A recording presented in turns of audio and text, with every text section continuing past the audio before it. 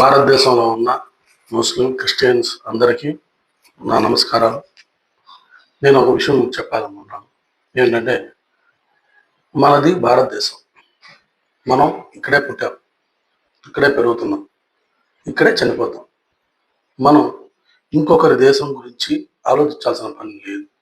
ఎందుకంటే ఇండియా మీద, మన భారతదేశం మీద చాలా దేశాలు చాలా కోపంగా, చాలా పగతో ఉన్నాయి.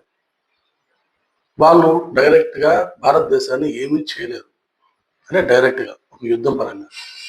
కానీ మీ చేత భారతదేశానికి నష్టం కలిగించాలని వాళ్ళు చేస్తున్నారు. ఒకటి ఆలోచించండి.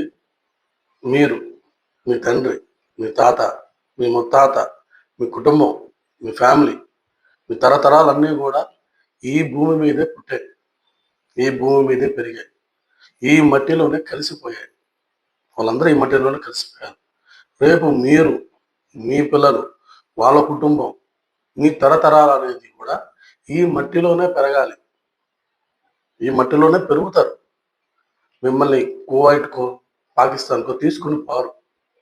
ఎందుకంటే మీరు ఇండియన్, మీరు భారతీయులు. మీరు ముస్లిమ్స్ అయి ఉండొచ్చు, మీరు క్రిస్టియన్స్ అయి ఉండొచ్చు, మీరు భారతీయులు. మీరు అమెరికాలో సెటిల్ అవ్వాలంటే మీకు కొంత అమౌంట్ అక్కడ కట్టాలి. అక్కడ ట్రంప్ ఇచ్చిన గోల్డ్ కార్డ్ తీసుకుంటే మీకు అక్కడ అమెరికన్ సిటిజన్షిప్ వస్తుంది.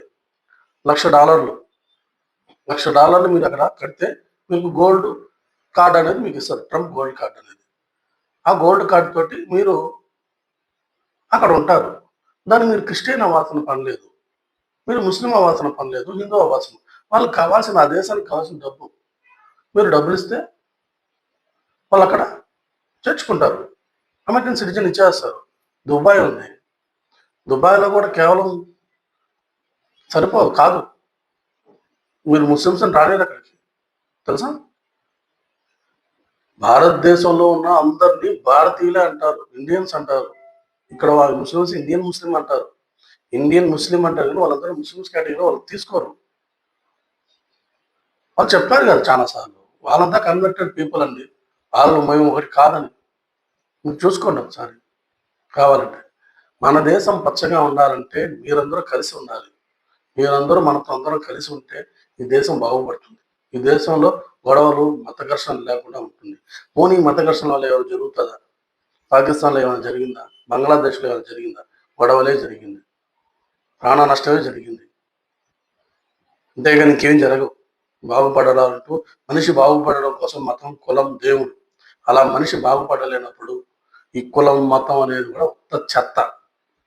అది గుర్తుపెట్టుకోండి అందరూ. నమస్కారం.